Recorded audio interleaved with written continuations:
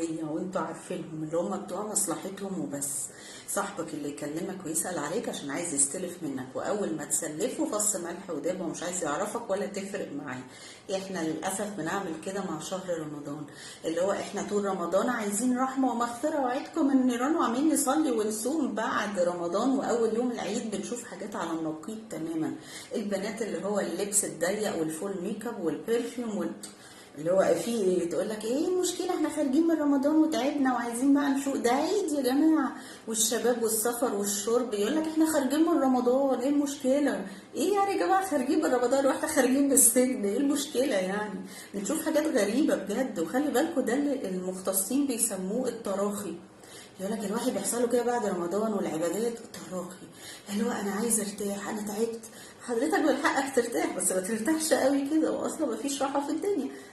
الراحه في الجنه باذن الله، ربنا يوعدنا. ففكره ان انا عايزه ارتاح، طب ما احنا بننحرف، احنا بنبوظ الدنيا كل اللي عملناه.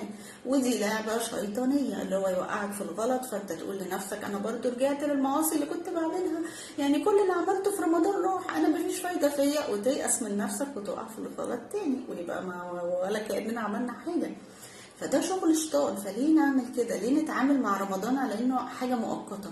خلي بالك العباده المؤقته اللي ليها وقت معين هيخلص وقتها وهي هتخلص.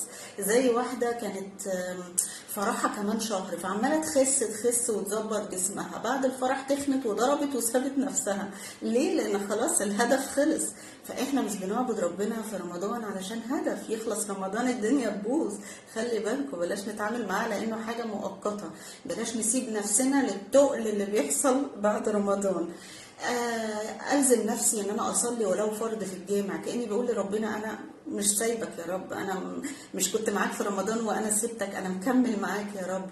ألزم نفسي بالاذكار، ألزم نفسي زي ما قلت في الصلاه في الجامع، ألزم نفسي بكل حاجة أنا كنت بعملها في رمضان، ولو صفحة قرآن في اليوم. بلاش نسيب كل حاجة. حاولوا تقاوموا إحساس التقل اللي بيحصل بعد رمضان ده، وربنا يتقبل مننا، وكل سنة وانتم طيبين.